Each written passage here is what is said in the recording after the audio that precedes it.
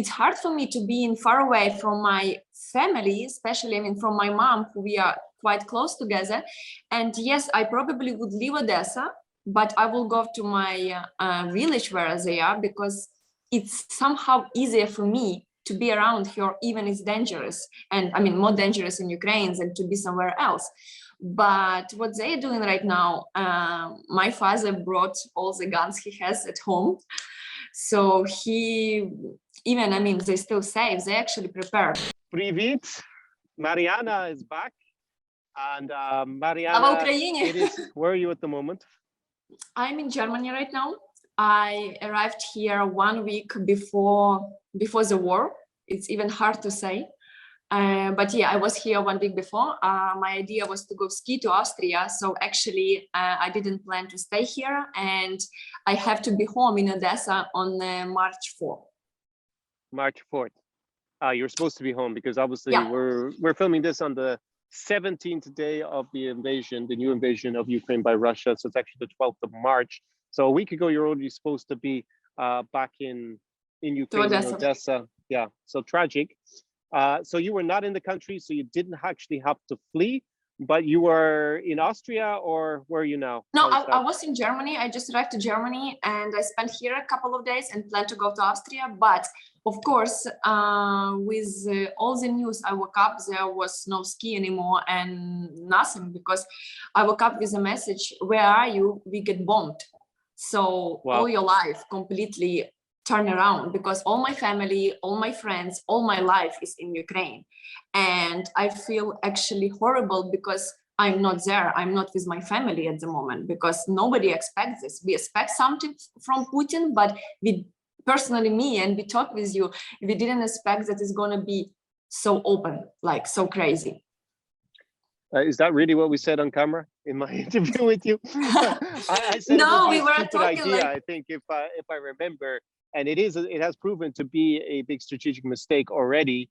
But anyways, he's gone and done that. It didn't make much sense for him to do what he did, but that's the new reality we're in. So it seems like you're suffering from, I guess, survivor's guilt to a certain extent, because you were outside of Ukraine when the war started, the new invasion started, and your family is not. Your family is back there.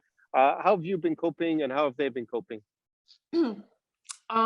For me, it was, like I said, it was a disaster only because I'm not there. So you feel like guilty not being there. But I realized that everybody escaping, because it's hard. It's you can't judge people who live in because you are not in that situation. So we can't judge anybody who is leaving, because there is some information in internet like you have to be home and protect. But I don't know, but personally, me, I want to go home. I want to go to my family. But what makes me, what stopped me actually at the moment, because I know my family today, at the moment, they are safe.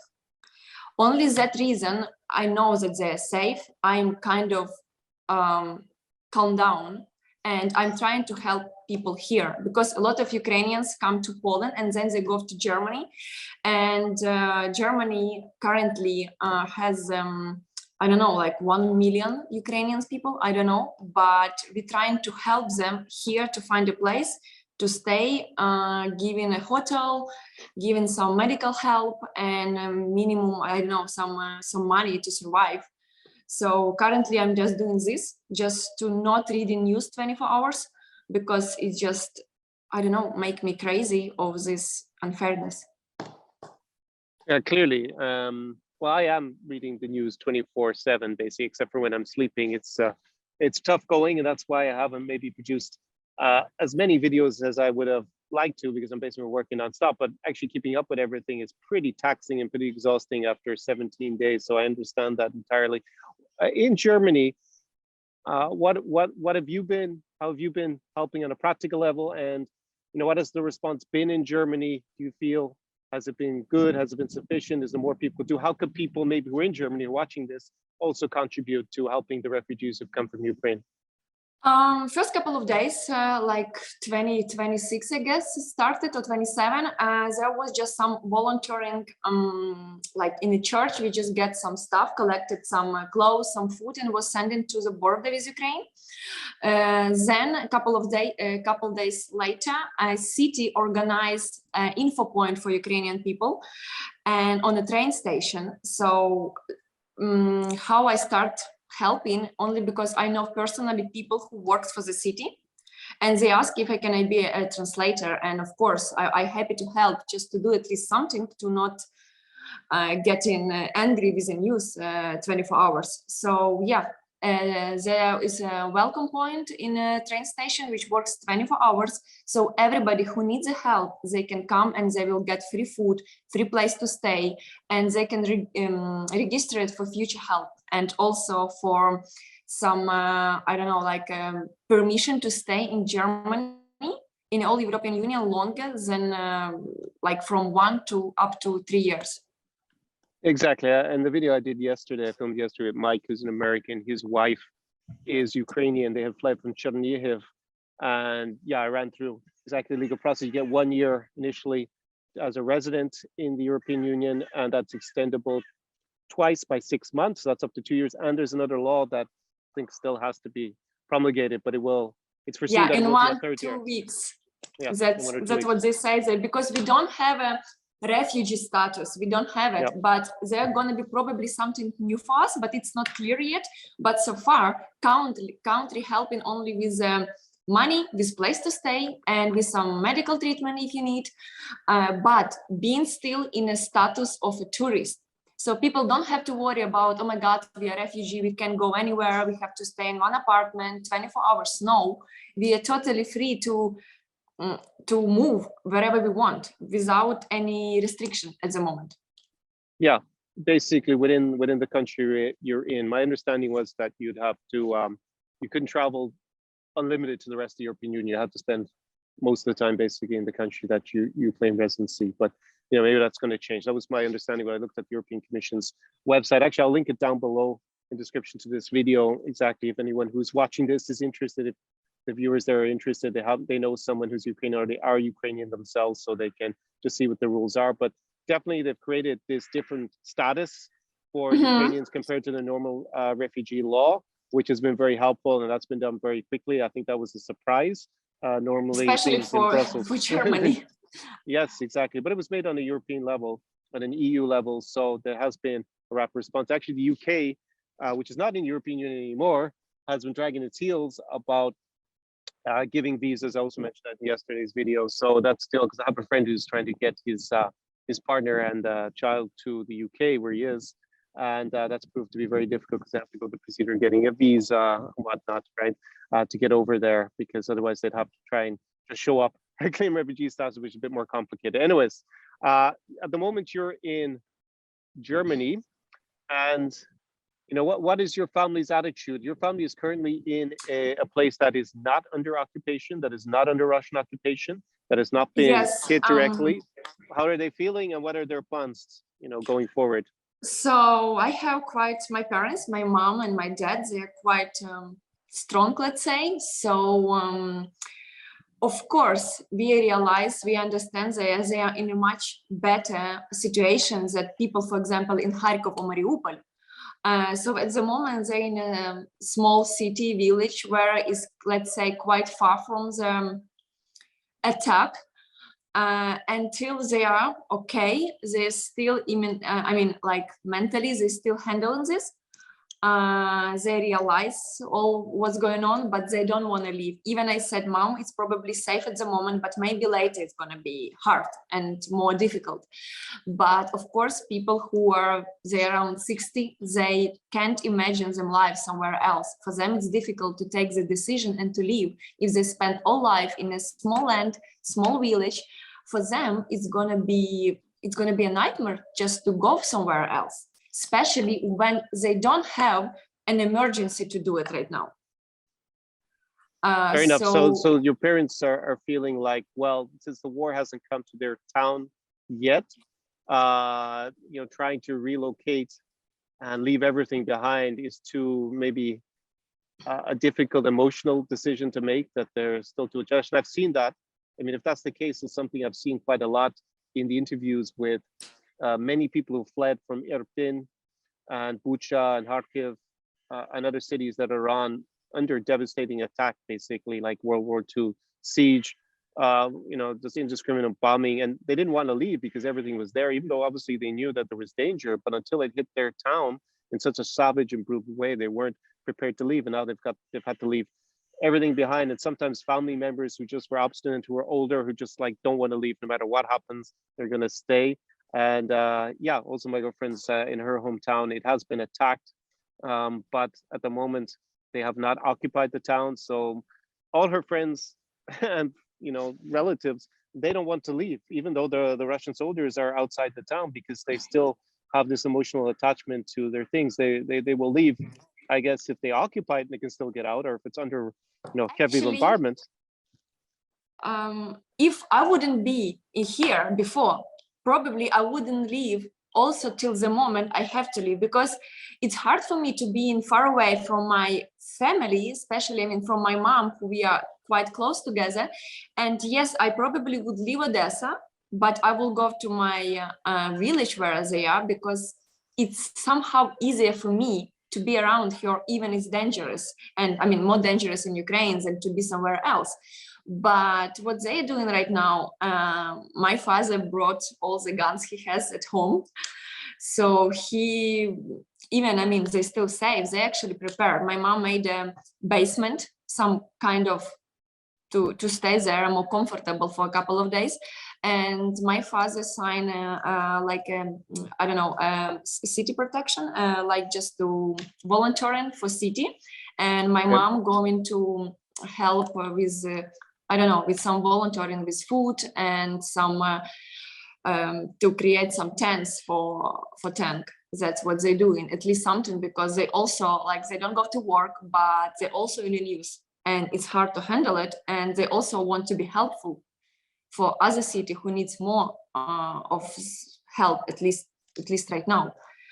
And yeah, my I don't know, I'm not there, but more I'm outside, more I want to be back, for sure, just to be around them. Okay, so your parents are basically arming themselves and getting prepared for a potential Russian assault on the place that they're in at the moment. At what point would you consider going back? What would have to, what conditions would need to change? Two things can change. I think if they really will be in danger, probably it will be stupid to go back, but it will be impossible for me to sleep. So if I'm gonna feel that they are in danger, I want to be back. I don't know how can I help, but it will be my decision. Or second, if at a little bit, if as soon it's chill out, at least bombing, and I know that I can get from Poland or from Moldova by car by myself to my place, I'm gonna do it.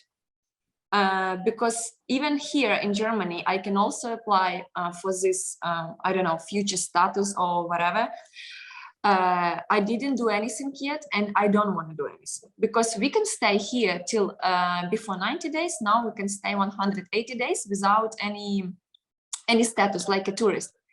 And I don't want to do anything, because my idea, I'm sure 100%, as soon it will be a little bit not as hot as right now, I will be back. No doubts at all.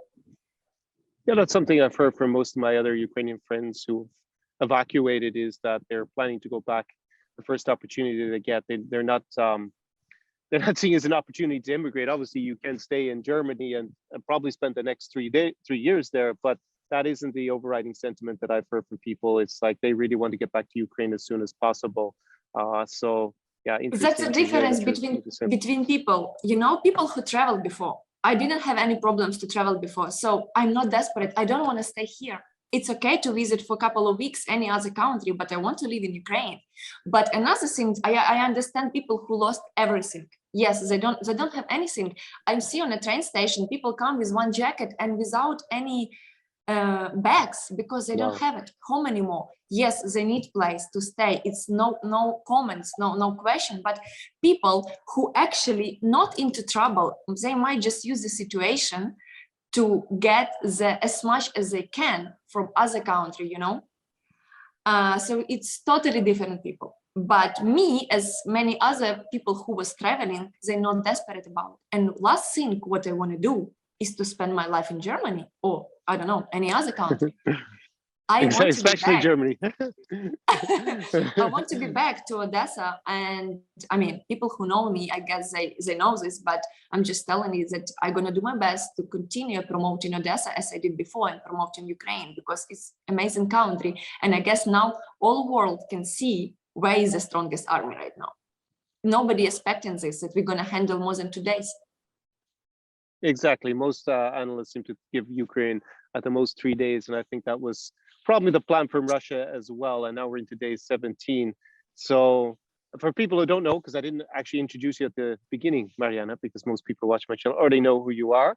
You were running a service for people who were visiting Ukraine, also, you know, basically foreigners who want to come to Ukraine and spend a few months. And you're the Odessa travel girl, adventure girl. Yes, not a travel girl. That's a different kind of thing, but adventure girl, girl. It's going to be a lot of adventure after. Yes. Even more. Yes, tours to the war zone. Yes, to the barricades in the center of Odessa. You know, these images of Odessa with sandbags, soldiers patrolling to defend the city, putting them around the major landmarks of the city in order to protect them in case they would be damaged in bombing or in an assault on the city. It's just reminiscent of 1940 and the siege of Odessa when Nazi Germany and Romania invaded the Soviet Union at the time and obviously took the city. Odessa became a hero city then. So far, the city has not been extensively damaged, unlike other cities like Kharkiv. Mariupol is, you know, looks terrible, the situation. Parts of Kiev, Chernihiv, where Mike was from in the interview yesterday, horrendous. Sumy, and they've already started bombing last night, Dnipro. You know, I think just to maybe round off this interview, just the level of vandalism, because we're dealing with like visit Ukraine and come live in Ukraine. You know, the country had made so much progress in terms of infrastructure after being neglected for the first, say, 25 years of independence. The last like say since the Euromaidan revolution or a couple of years after that, they started really investing a lot in the infrastructure, better roads, bridges, and general city infrastructure. And, you know, I used to say that you could get basically the same quality of life for a fraction of the price in Ukraine because they have made so much progress. And it's just, yeah, it's just terrible to see the level of vandalism because a lot of it, that's basically what it is. That's occurring, smashing up and destroying so much of the progress that's been made in those cities. Like Chernihiv, they invested so much in making the city beautiful. All those beautiful parks I walked through in Kharkiv. The city center looks just like completely bombed up at the moment. It's just like crazy to see, but Odessa is still for now okay, and hopefully there will be still a business for Odessa as soon as it's definitely going to be a business because yes, even for Kharkiv and Mariupol, like Cherkasy city been totally collapsed. I'm sure 100% as soon as it's over, people will rebuild city as fast as they never did before, because all the world knows about Ukraine. I know it will be a lot of support, and people in Ukraine are never been so together as they are right now, because we hate all what's connected with Putin so much for this 80 years. So we're gonna fight back till we die, because there is not any other solution. No, we will never give up. Honestly, we will never give up for this asshole. And we just dreaming when he was finally get burned in hell. But people gonna rebuild the country very quickly, I'm sure. So I'm actually not too worried about the cities. Of course, I'm worried about people who right now in a basement and just dying without food and water. That's a main problem at the moment. But after, I guess Ukraine will grow. We grow as actually it was growing for last 5-10 years. That's why Putin hates us, because he see that we can be so independent and so happy, and he can't, I don't know, live with this, I guess, rest of his life. That's why he just need to destroy us. but he will not destroy the people. He can destroy city, but not us. That's a main point. Here, here. I think that's a great way to sum up our video, Mariana. So I'll obviously put a link to your social media down below in the description to the video, and people should hit you up for the return to Odessa, for the return to Ukraine, and Adventure Girl will live on. And I'm looking forward to making a video together again once people get back to Ukraine after this war is done. That's my dream, actually, and to have less debt and happy life, free life in Ukraine. Can't say happy, but at least just our free land. That's all what we need, just free land, nothing else. Agreed. Slava Ukraini. Героям слава, Slava. смерть ворогам. Okay. До побачення. Okay. And we will catch up in the next video. Hopefully See you. we'll be doing it together in Odessa, Mama. In Ukraine. Odessa, no doubt, Exactly. we're gonna do it in a free land of Ukraine. SAR Experience.